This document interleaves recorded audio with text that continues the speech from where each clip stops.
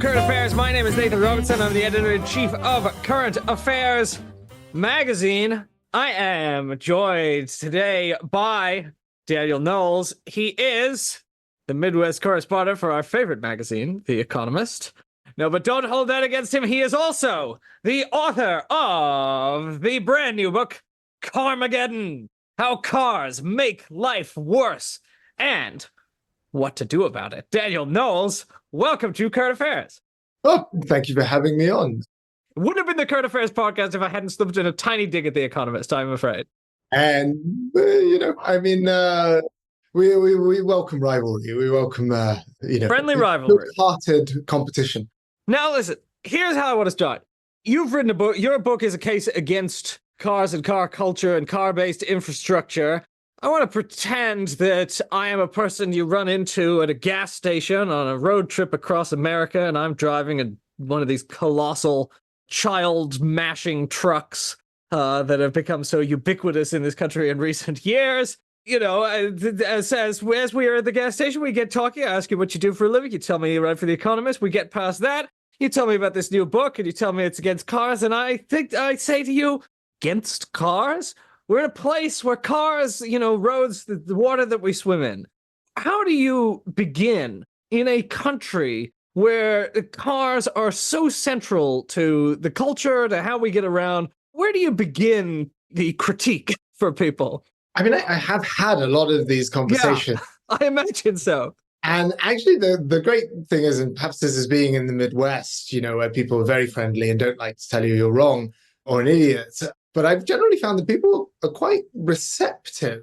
Maybe not necessarily the guy who owns an F-150 and thinks it's the most important thing about his identity. But a lot of people, they recognize how much money they're spending on running a car, how much time they're spending in traffic, and they're frustrated by it and would like alternatives. And I think one of the things that I have kind of run into that has been really interesting to me, particularly in parts of the country where really there are no other options than driving. I was talking to a guy from Kansas a while ago about exactly this, is that sometimes people really struggle to imagine not having a car at all. They basically think, well, if I don't have my car, the world will look exactly the same. And, and I'll just have to walk 10 miles to get to work. And I think kind of explaining what I've hoped to do, what I try to do, I don't know if I always succeed, but is to explain that it's not necessary. Everything is built in a particular way that makes that necessary, and they can be built differently, and that things can change.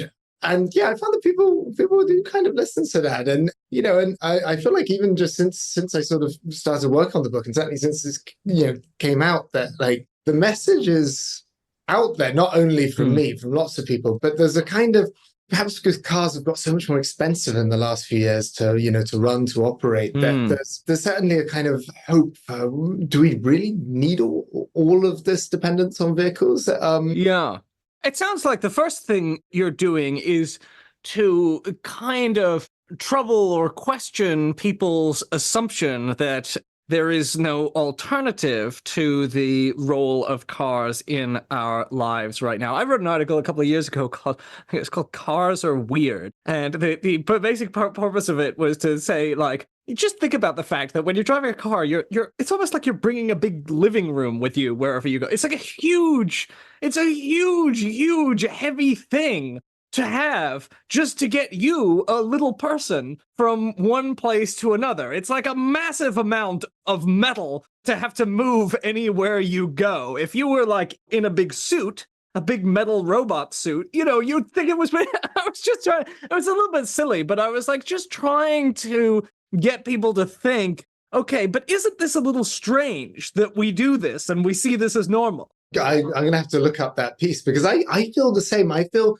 like what really gets me is often to do with parking. When you are in some small town or, somewhere that's very car dependent, and you go into a restaurant and the restaurant occupies one chunk of land, and then the parking around it occupies, 3 or 4 times that. And you think, why is so much space handed over to this sort of means of transportation? And it is strange. And people just sort of almost mentally cease to see cars. I Mm. actually have a speech that that I've kind of one of the speeches I've been given as this book has come around, I've gone around kind of promoting it, is about how basically I went mad because I started seeing cars, because you kind of mentally block them out. Douglas Adams had this idea of the sort of what was it? The somebody else's problem drive, where the easiest way to hide something from somebody is to make it somebody else's problem. Well, Mm. cars are too much of a problem, and they occupy so much space that if you see them everywhere, you go mad. It becomes an obsession, Yeah. as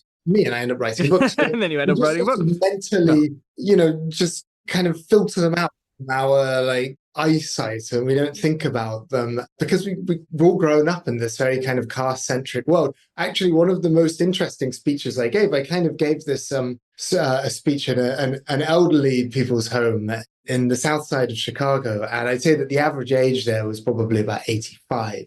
And for the first time, I kind of, gave this opening, and a lot of people were like, "Oh no, we see them all the time. We hate them," because it was Mm. a generation of people who, kind of were just about old enough to remember like the world before, in the United States, this is Mhm. before everybody had a car all the time, and they were telling all these stories about taking, the streetcars to school as children and that sort of thing. And I guess they were in Hyde Park, and they remembered their neighbors all leaving the neighborhood, and they were the ones who stayed. So perhaps there was a Mm. bias there. But I think kind of it is like a generational thing. We've all grown up surrounded by cars, or at least a lot of people. So it's very hard to think of any other.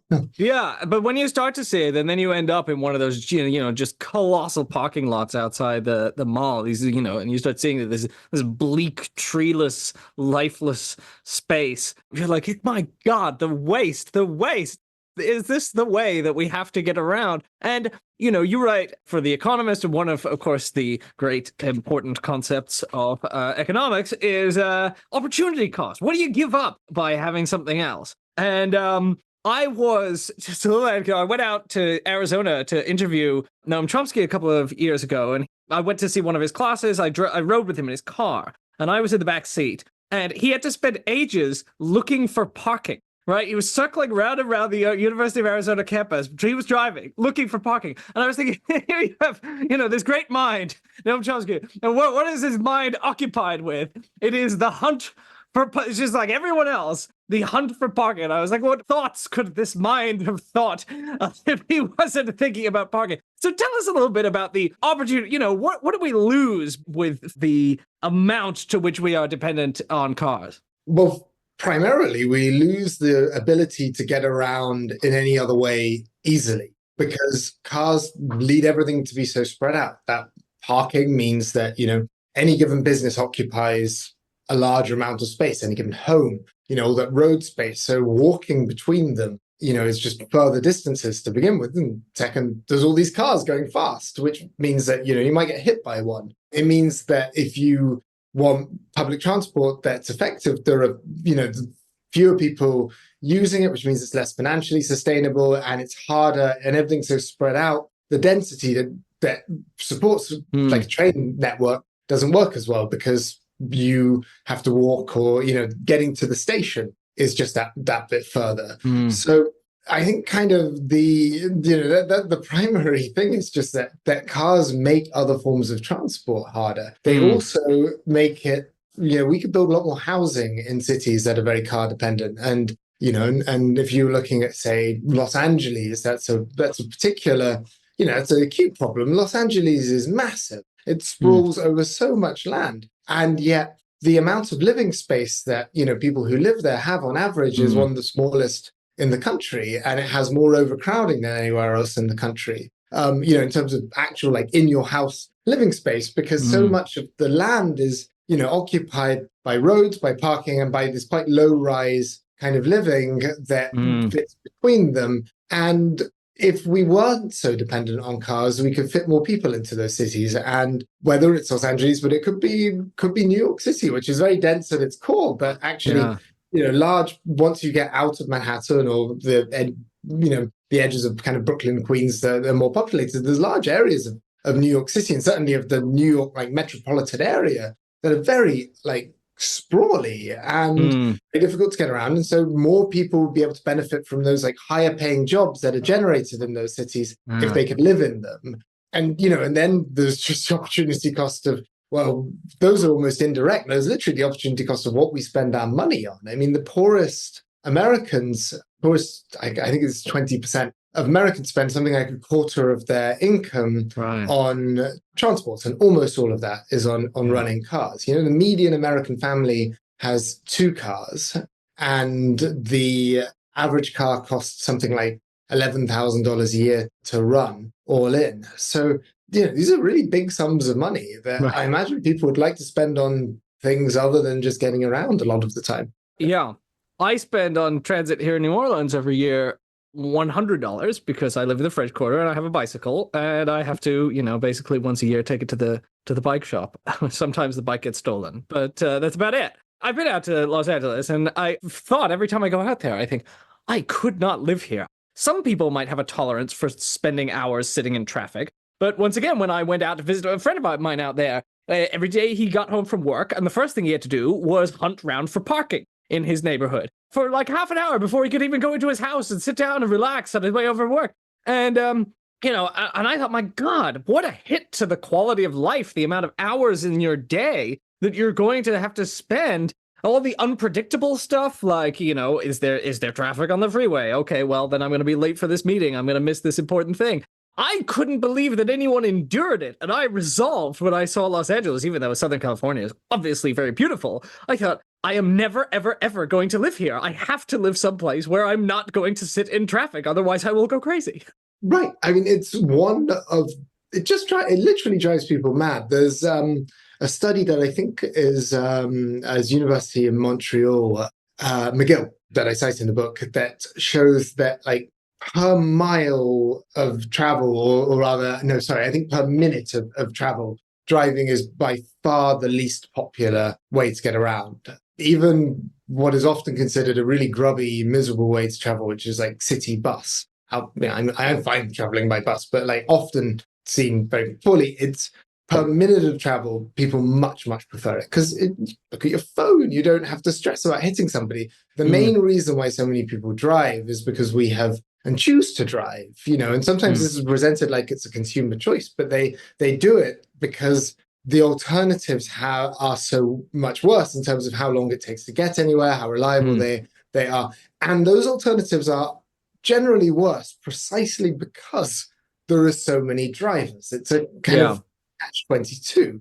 You have to drive because everything else sucks because you have to drive, or because everybody's driving. And I think one of the things that's really interesting is that even if you look at a city like Los Angeles, there are places in Los Angeles where, maybe if, say you're upper middle class professional type, maybe you still have a car, but you don't have 2 cars, if you're a household of family or whatever. So I had 2 friends who used to live in LA. They now live in New York. They had 1 car because they chose to live on the Expo line, which meant that one of my friends could get to work by public transport, and the other one worked from home, and so they really didn't use their car that much. But to do that, they had to basically pay more rent because to live along the Expo line costs more. And people will pay to, you can see it in the cost of housing, the cost of property. People will pay a big premium to not have to drive less or to not drive at all. So we kind of know that people want that, if the option were available, but they're not given it for largely legal reasons, for regulatory reasons, rather than because, the market isn't supplying it. Well, let me just put the counter argument to you, which I once heard made by Elon Musk, which was, cars are freedom. They, nobody likes public transit. It's full of strangers who might kill you, he said. But also, that was the kind of less serious point, but the more serious point, he said, it doesn't go from where you want to go to where you want to go. A car is always going to be more specific in, you don't have to wait for it. It will always get you to exactly the place that you were trying to go, even though you're going to have to find parking there. Is it possible to really create an experience that is superior to that? He's not wrong insofar as you're talking about an individual. The problem is that it's individuals versus everybody. If you're the only person with a car, it's by far the best way to get a car. If you've got a car, like I do, I pinched this from somebody else, but like the only difference between me and the average American is that I hate all cars. And the average American hates all cars other than their own. And Elon Musk has also kind of talked about how awful and soul destroying traffic jams are, which is why he has this whole Tunnels. Nothing has happened plan to build all these tunnels. It's true. Getting from A to B kind of directly without having to wait at a bus stop in the rain or whatever is obviously more comfortable. It's just that when everything sort of spreads out, it becomes just as inconvenient as if things were all, if you didn't have the cars and we lived in a denser, more sort of easy to get around place. And I think that's kind of that's the coordination problem. Well, once some other people start getting cars and everything begins to be built for cars, you kind of have to get a car yourself. And people, and I think this is, the history part of my book really goes through this. If you look at, the early part of the automobile revolution, it was really rich people getting cars and thinking, this is great. And then everybody else kind of having to get cars as they shifted and changed the world to fit their sort of automotive dreams.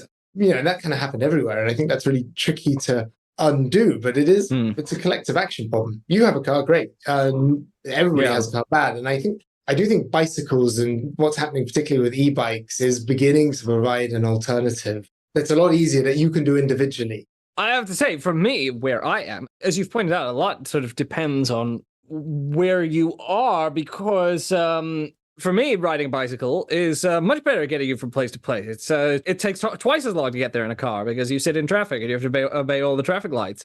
But when I'm in Florida visiting my parents, I have to drive, because if you take a bicycle, you're on these 50-mile-an-hour roads in the suburbs and people are going to kill you. And if you go to the Target and you want to get across the street to the CVS, you can't cross the street. You have to walk for like a mile to get to a traffic light. That traffic light, there are cars streaming around the corner. You're taking your life in your hands. And I think, well, I'm not going to take my life in my hands for toothpaste. I'm not going to stake my life on the principle that I want to walk to a place that's very nearby, even though I would much prefer to walk to a place that's very nearby.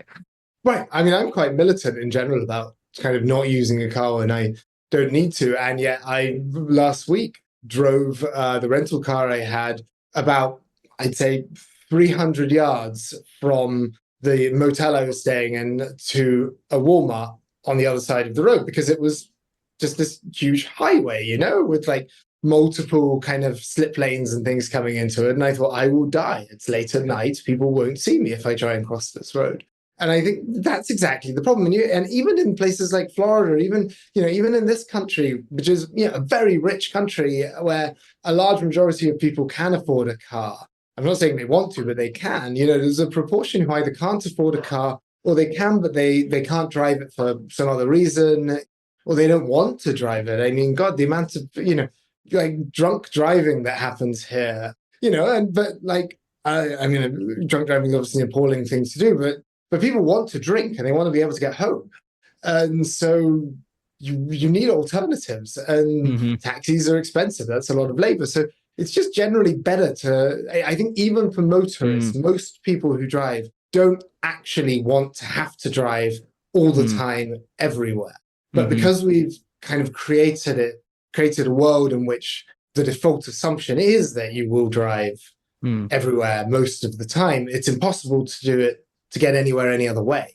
And if we kind of, I'm not saying ban cars or stop them entirely, but if we all were able to drive less, then we could, we could build, our built environment could change in a way that it would all suddenly be a lot easier for us to all drive less. It's just kind of doing one without the other, is tricky. You're listening to the Current Affairs podcast from Current Affairs magazine in New Orleans, Louisiana.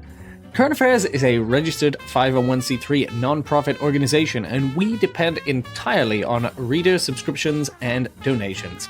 You'll notice we have no ads, no mattresses, no recruiters, no sports betting. If you can help us in our mission to build independent progressive media, please visit currentaffairs.org/donate to make a donation, or currentaffairs.org/subscribe to subscribe to our beautiful print magazine. Thank you so much for supporting our work.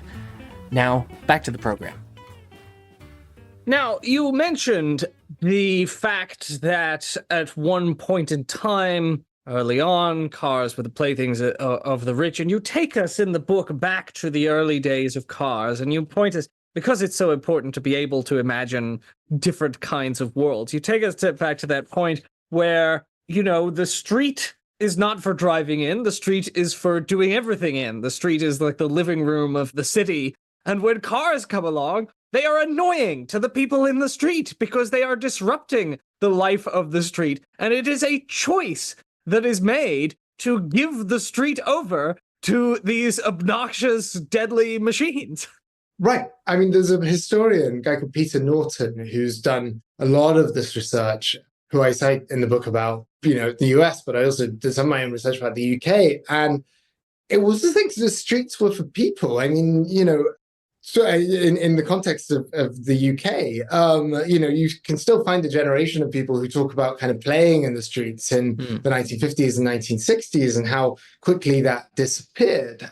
And that wasn't kind of just automatic. Yeah, there was, the invention of jaywalking is one big example. It was how laws had to be passed saying you can't just walk into the street because that's what people did. And it was very politically fraught. And there was a lobbying kind of operation led by, car dealers and wealthier car owners to get stuff out of the way. And of course they wanted that, because when you are driving a car that can do 50 or 60 miles an hour, 70 or 80 or whatever, having to go slowly is the most incredibly frustrating thing.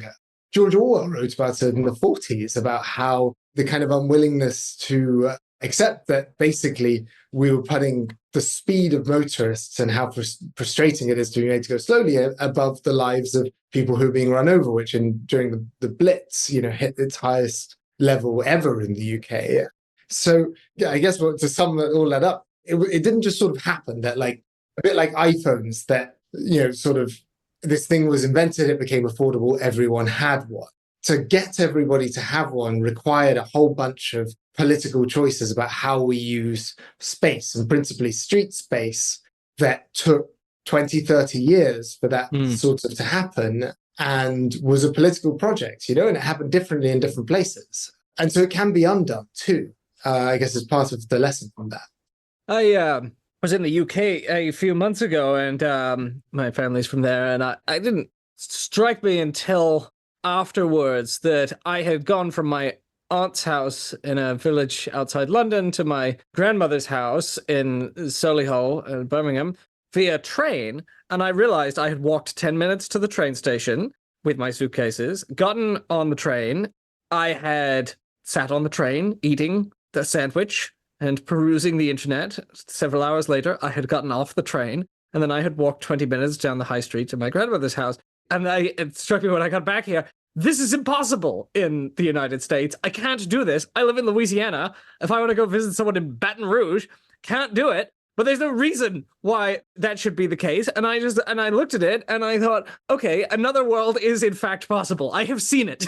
It's possible in the United States, almost. If you look at the Northeast Corridor, there is only really one part of this country where, kind of mainline train service is a thing. It's the route that goes from, I think it's Richmond, Virginia at the start, but certainly DC up to Boston via New York. And amazingly, I think public transport, the Amtrak makes a huge profit on that line, even though by like international standards, it's quite low capacity and quite slow. I mean, it takes 3 hours to get from 3 and a bit hours to get from DC to New York, which is 200 odd miles. Even in the UK, where we don't have particularly fast trains, that's quite slow. But those tickets sell out. Those trains are full, and they are charging, hundreds of dollars a ticket, because it's far more comfortable than driving and sitting on the New Jersey tollway.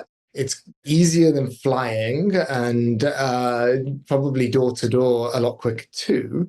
And the cheap alternative is the bus, which has, is a lot cheaper than what I always did because I was cheap, but like uncomfortable and the rest of it. So people want to take those trains. And again, it would be quite easy to make a whole bunch of improvements on that line with the right investment that would speed it up and increase the number of trains you could run on it.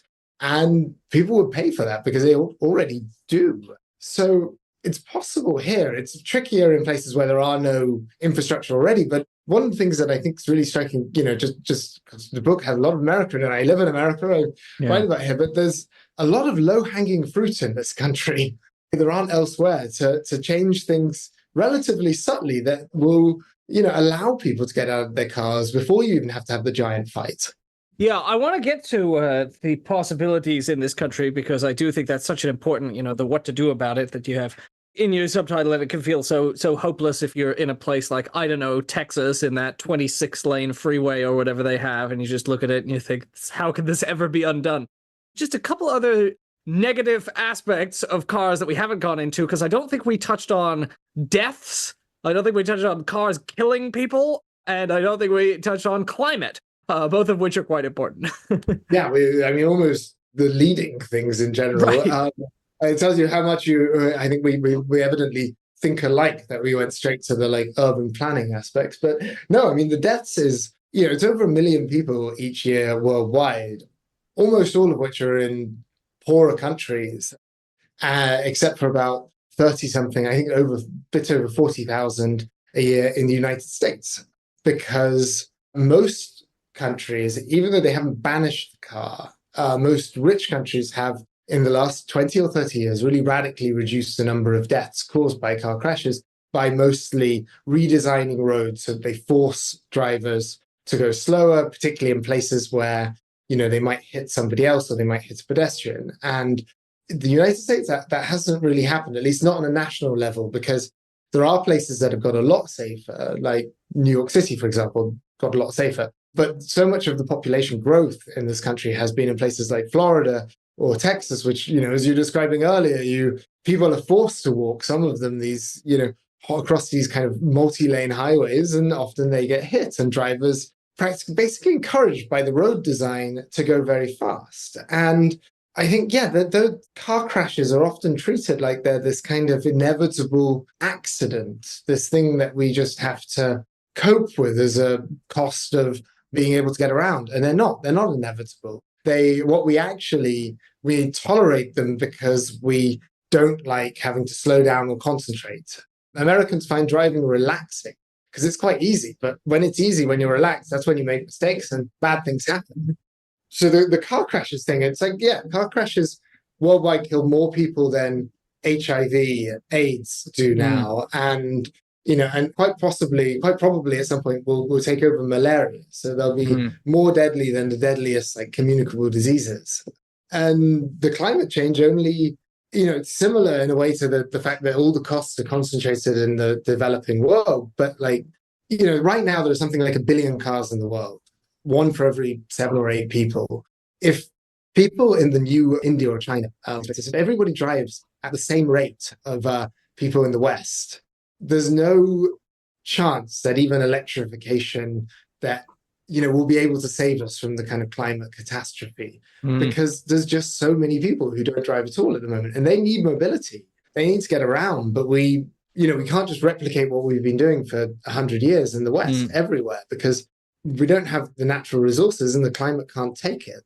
And unfortunately, in a lot of these cities, they are kind of adopting, they are building freeways, they are sprawling, because it's led by the upper middle class who can afford cars in the same way that it was here, 100 years ago, or in Europe 70 years ago. So I think it is, those are what, those are the things that make it, that make me pessimistic, I suppose. Right. So, but also think that it's a global issue rather than just a local one. Right.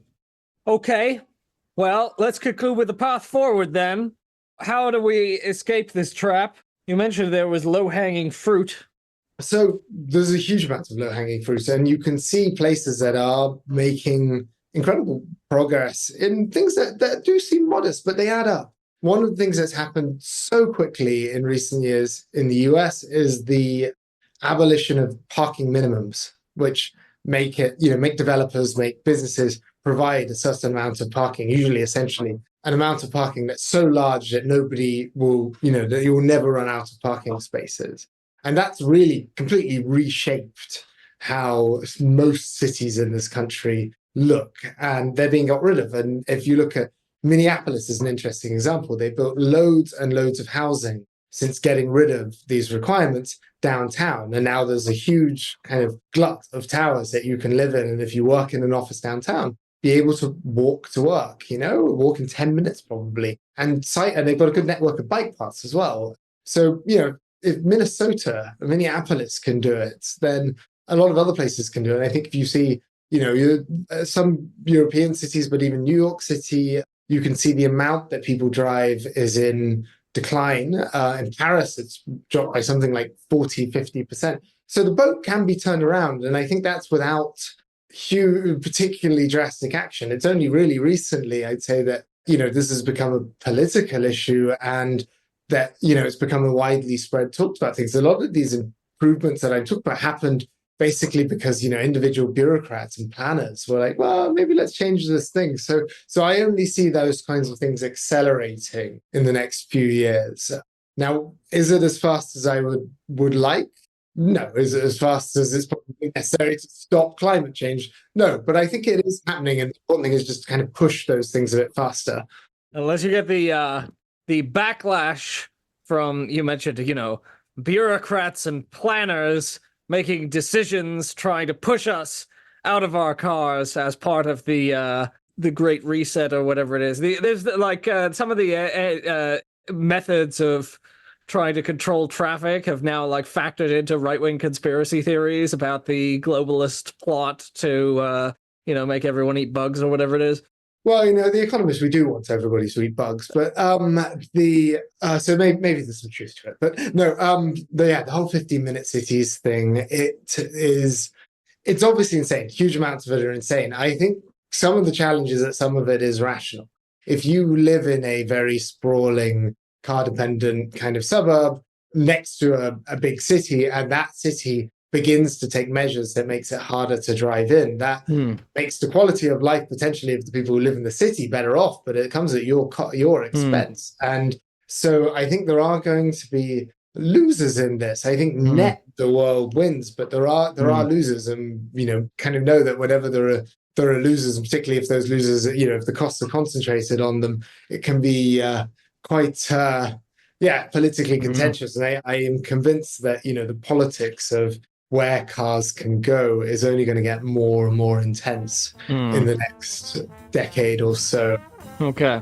We'll look out for that. In the meantime, our listeners and readers, should pick up Daniel Knowles' book, Carmageddon, How Cars Make Life Worse and What to Do About It. It's packed with a lot of fascinating history of transit, roads not taken, paths not taken, train lines not taken, streetcar lines that could have been built and weren't, things we could have done and aren't, but things we can do now to reverse the weird world of cars in which all of us are so trapped. So Daniel Knowles of The Economist, thank you so much for joining us on Current Affairs today. Thank you ever so much for having me. This was a real pleasure.